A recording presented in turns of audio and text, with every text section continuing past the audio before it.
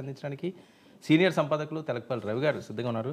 Sir నమస్తే sir. నమస్తే Varma. Sir ఏంటి చంద్రబాబు నాయుడు గారు పవన్ కళ్యాణ్ గారు భేటీ, ఒక పక్క సీజ్ ద షిప్ అన్నారు, బియ్యం అనే అంశం మరి రాష్ట్రపతి పరిధిలోకి వస్తారా, సముద్రంలోకి వెళ్ళి ఈయన షిప్పులు సీజ్ చేయడం, ఇది ఒక కలకలం. అదంతా కూడా పోర్టుకు సంబంధించింది, లేకపోతే మెరైన్ పోలీసులు ఈ రకంగా ఉండాలని, అంటే ఏదో జరుగుతుంది జరగరాంది అని. ఒకటేమో వాళ్ళు కూర్చోవాలి కదా, ఇప్పుడు ఎట్లా రాజ్యసభ స్థానాలు అది కూడా చేయాల్సిన అవసరం ఒకటి ఉంది. రెండోది ఇతర ఆర్థిక పరిస్థితులు, రాజకీయ పరిణామాలు, కేసులు, రకరకాల కేసులు ఇవన్నీ ఉన్నాయి. కానీ మీరు అన్నట్టుగా ఎక్కువగా అందరి అటెన్షన్ ఆకర్షించింది కాకినాడ పోర్టు. పవర్ స్టార్, మళ్ళీ పవర్ స్టార్ గుర్తొచ్చాడు. ఉప ముఖ్యమంత్రి కాకుండా అక్కడికి వెళ్ళి చేసిన స్థాయిలో ఇప్పుడు మీ దగ్గరికి వచ్చే వాళ్ళ అభిమానులు, వాళ్ళ స్పోక్స్ పర్సన్స్, అధికార ప్రతినిధులు అందరూ తుఫానులో కూడా ఎదురెళ్ళాడు ఆయన. ఎంత సాహసమో చూడండి, ఈ లెవెల్లో మాట్లాడుతున్నారు. కాబట్టి కాకినాడ రేవులో ఈ రేషన్ బియ్యం మాఫియా సీజ్ చేయడం చెయ్యాలనుకోవటం, చెయ్యలేదు, చెయ్యగలరా లేదా కూడా చర్చ ఉంది. అందుకని ఇదొక చిన్న సైజు వివాదంగా మారింది. నాకు తెలిసి చంద్రబాబు నాయుడు రాజకీయంగా ఏం మాట్లాడినా, వైసీపీ కోసం ఏం మాట్లాడినా లోపల మట్టుకు తమ వాళ్లకు పవన్ కళ్యాణ్తో సహా కొంత జాగ్రత్తగా ఉండాలి మనము అనే ఒక ఏదైతే ఇస్తున్నాడు ఆయన హింట్. కొంచెం మనం ఏదంటే అది చేయలేము, ఒక సిస్టమ్ ఉంది ఇక్కడ అనేది ఆయన ఎక్కువసార్లు చెప్తున్నట్టుగా కనిపిస్తుంది. ఇప్పుడు కాకినాడదే తీసుకుంటే అందరూ ఏమన్నారు, మీదే కదా అధికారం 6 నెలల నుంచి, మీరు ఎందుకు పట్టుకోలేదు? పట్టుకోవాల్సింది ఎక్కడ? నేల మీద మీరు గోడౌన్లలో పట్టుకోవాలి, లేకపోతే రవాణా అవుతుంటే పట్టుకోవాలి. చాలాసార్లు మా యువజన సంఘాల కార్యకర్తలు ఇట్లాంటి వాళ్ళు కూడా అక్రమ బియ్యాన్ని పట్టుకుని ఉంటారు. దానికోసం సముద్రం మధ్యంలోకి పోవాల్సినంత అవసరం లేదు. 2 చెక్ పోస్టులు కూడా పెట్టారు అక్కడ అదనంగా. కాబట్టి 6 నెలలైనా మీరు వారాహి రోజుల్లోనే యుద్ధ పేరు భోగించినటువంటి మాఫియాను పట్టుకోవడానికి హఠాత్తుగా సముద్ర మధ్యంలోకి పోవటం అనేది కొంత చర్చనీయాంశమైంది. రెండో అంశం కూడా ముఖ్యంగా గుర్తించాల్సింది కాకినాడ రేవు అభివృద్ధి, కాకినాడ రేవు కల్పిస్తున్న ఉపాధి, దాని ప్రాధాన్యత, దాని మీద ఎలాంటి మచ్చ పడకుండా చూడాల్సిన ఒక అవసరం కూడా ఉంది. రేషన్ మాఫియా ఒక్కటే చూస్తే, నేను నిన్న పాత ఫైల్స్, పాత రికార్డు ఒకసారి చూశాను వర్మ. 2012-13 మధ్యలో కాకినాడ రేవు నుంచి బియ్యం ఎగుమతి తగ్గిపోతున్నాయి. అసలు భారతదేశం నుంచి బియ్యం ఎగుమతి తగ్గిపోతున్నాయి. చైనా, వియత్నాం మనకు ఎదురొస్తున్నాయి. మనం వాళ్ళకంటే $100 తక్కువకి ఇస్తున్నాం, మనది అమ్ముడుపోవట్లేదు. ఎలా పెంచాలి అని పెద్ద మథనం జరిగింది. అప్పటికి ఇంకా రాష్ట్ర విభజన కూడా జరగల. కాంగ్రెస్ అధికారంలో ఉన్నప్పుడు 2012-13లో, దాంతో 13-14లో కొంచెం పెంచారు. ఆ తర్వాత వైఎస్ఆర్ పార్టీ వచ్చాక 2021లో ఆ డీప్ సీ పోర్ట్ నుంచి బియ్యం ఎగుమతిని అనుమతించడం కేంద్రం యొక్క జోక్యంతో జరిగింది. అప్పుడు కేంద్ర ఆ శాఖ చూస్తున్నటువంటి ఎపేడా అని కూడా ఉంటుంది. పవన్ అగర్వాల్ అనే అతను అప్పుడు రాష్ట్ర ప్రభుత్వానికి కృతజ్ఞతలు, ధన్యవాదాలు, మీరు అనుమతించారని. బియ్యం ఎగుమతి పెరిగింది. ఆ తర్వాత ఇప్పుడు బియ్యం ఎగుమతి పెరిగిందంతా రేషన్ మాఫియా అని మనం చెప్పలేము. ఎందుకంటే మధ్యలో ఒకసారి కొడాలి నాని కూడా మంత్రిగా ఉన్నప్పుడు అతను మాట చెప్పాడు, ఏమని, మధ్యప్రదేశ్లో నుంచి కొంత భాగం, ఒరిస్సా, ఛత్తీస్గఢ్, ఇక్కడి అవన్నీ కూడా బియ్యం ఇక్కడికి వస్తాయని.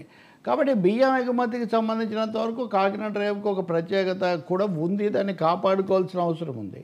మాఫియా లేదా రేషన్ చౌక బియ్యం దారి మళ్ళడం అనే సమస్య ఉంది రాష్ట్రంలో, సందేహమే లేదు. ప్రతి జిల్లాలో ఉంది. వాస్తవానికి ఈ ప్రభుత్వం వచ్చిన తర్వాత వాళ్ళని బాగా అభిమానించే అతిపెద్ద పత్రిక ఈ మాఫియా ప్రతి జిల్లాలో ఉంది, చాలామంది ఎమ్మెల్యేలు వాటాలు తీసుకుంటున్నారని అది రాసింది. అంటే వైసీపీ ప్రభుత్వం పోయాక 6 నెలలకో 5 నెలలకో వాళ్ళు ఈ స్టోరీ రాస్తున్నారు. కాబట్టి ఈ బియ్యమేమో ఎక్కువ మంది మధ్యతరగతి ప్రజలు వీళ్ళు వాడట్లేదు కాబట్టి వాటిని దారి మళ్ళిస్తున్నారు. వీటి కోసం ఒక ఇది ఏర్పడింది అని.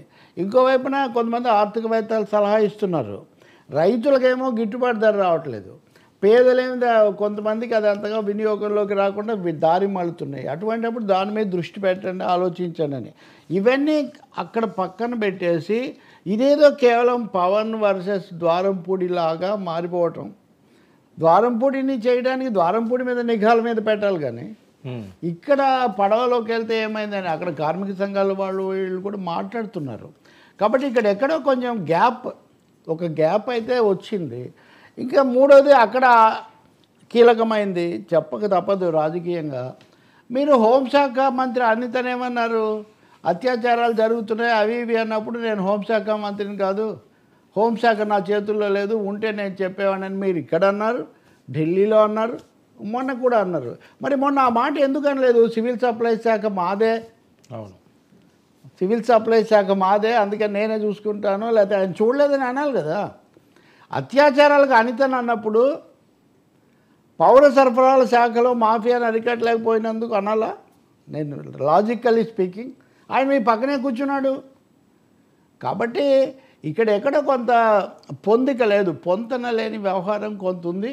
మాఫియా మీద అంటారా, మాఫియా మీద దృష్టి పెట్టండి. ఎవరో రేషన్ ఎక్కడెక్కడ తీసుకుంటున్నారో మీడియాలో వచ్చిన స్టోరీస్ మీద అంత రియాక్ట్ అవుతున్నారు కదా, ఆ పత్రికలో వచ్చిన స్టోరీలు వాటాలు వాటి మీద ఫోకస్ పెట్టండి, ప్రజలకు మరింత అర్థవంతంగా రేషన్ అందే విధంగా చేయండి. అంతేకాని అప్పటికే ఇంకొక చివరి మాట, సీజ్ అన్నారు. సీజ్ అయిందా నిజంగా? ఇప్పటికీ ఇంతవరకు అధికారికంగా ప్రకటన ఉందా? మనం అందరం థమ్స్ పెట్టారు, అందరూ సీజ్ అన్నారు, ట్రెండింగ్లో కూడా వెళ్ళిపోయింది. సీజర్ దాదాపు సీజ్ లాగా తయారైంది. అది సీజ్ చేసే అధికారం అక్కడ లేదు. దాన్ని చేయాలంటే నో డ్యూస్ సర్టిఫికేట్ లాంటిది ఒకటి ఏదో ప్రొడ్యూస్ చేస్తే అప్పుడు అప్పు కట్టలేదనే పేరుతో ఆపొచ్చు. చూస్తే వాళ్ళేమో అన్నీ కట్టి కూర్చున్నారు. బియ్యం ఏమో స్మగ్లింగ్ కిందికి రాదు కాబట్టి ఆ సెక్షన్, అంటే సెక్షన్ల పరంగా చూసినా యాక్షన్ పరంగా చూసినా ఇక్కడెక్కడో మిస్ మ్యాచ్ వచ్చింది. బహుశా చంద్రబాబు నాయుడు లాంటి వాళ్ళు ఇలాంటివన్నీ, చంద్రబాబు దగ్గర మిగతా వేళ ఉన్న లీగల్ మ్యాటర్స్లో చాలా పక్కగా ఉంటాడు ఆయన, దొరకకూడదు అనేది బహుశా ఉండొచ్చు. కొండబాబు ఆ ఎమ్మెల్యే ఆయన కూడా అక్కడ కోపడ్డంత పరిస్థితి చేశారు. వాళ్ళకి తెలియకుండా జరిగాయా? ఇన్ని 6 నెలలు అయిన తర్వాత ఉప ముఖ్యమంత్రిని లోపలికి రానివ్వకపోవడం మీరు ఊహించగలుగుతారు అసలు? ఎస్పీ లీవ్లో ఉన్నారట, ఎస్పీ లీవ్లో ఉన్నారట, ఇన్ఫర్మేషన్ ఇచ్చిన. ఏంటిది అంటే, కాబట్టి ఎక్కడో ఇది పూర్తిగా సారథ్యము అది ఇంకా పట్టు చిక్కలేదా, లేకపోతే కావాలని కొంచెం దీంట్లో పొలిటికల్ షో? అంటే ఇక్కడ ఒక విషయం సార్, పొలిటికల్ షో ఎక్కువైందేమో. పొట్టు పట్టేది చిక్కకపోవడానికి ఆయన సీనియర్ సీఎం కదా. ఎవరు? చంద్రబాబు. నేనంటుంది పవన్ కళ్యాణ్ గురించి. ఈయనకేమన్నది అంటే పవన్ కళ్యాణ్ చంద్రబాబుకి చెప్పి వెళ్ళారా? ఓకే, చంద్రబాబుకి చెప్పి వెళ్ళుంటే ఇలా జరిగే అవకాశం లేదు. ముఖ్యమంత్రికి కూడా తెలియకపోతే నేను చెప్పలేను, కానీ ఎందుకంటే ముఖ్యమంత్రికి తెలిస్తే దానికి తగిన ఏర్పాట్లు. ఆయన చంద్రబాబు దగ్గర ఒక మంచి లక్షణం ఉంది, వాళ్ళ పార్టీ ప్రతినిధిని ఢిల్లీకి పంపిస్తే కూడా విమానం టికెట్ కూడా తెప్పించి హోటల్ రూమ్ కూడా బుక్ చేసి అంత పక్కగా తీసుకుంటుంది. ఆయన ఆఫీస్ అని పేరుంది, ఇప్పుడు కాదు, మామూలు అధికారంలో లేనప్పుడు కూడా. So everything he takes care and maximum result రావాలని చూసుకునే ఒక లక్షణం ఉంది అతనికి, మిగతా చాలామంది నాయకులకు లేనిది. అంటే గ్రిప్పు అంత ఎక్కువగా. కాబట్టి పవన్ కళ్యాణ్ చంద్రబాబు మధ్యలో కూడా సమన్వయం, కోఆర్డినేషన్ లేదేమో మనకు తెలియదు. మరి ఇప్పుడు ఏమో ఏర్పాటు చేసుకుంటారో తెలీదు. ఆ తర్వాత నాదెండ్ల మనోహర్ నిన్న దానికి క్లారిఫికేషన్ ఇచ్చారు. ఓకే, ఆయన ఆరోపణ ఏంటి, అరవిందో వాళ్ళు కాకినాడ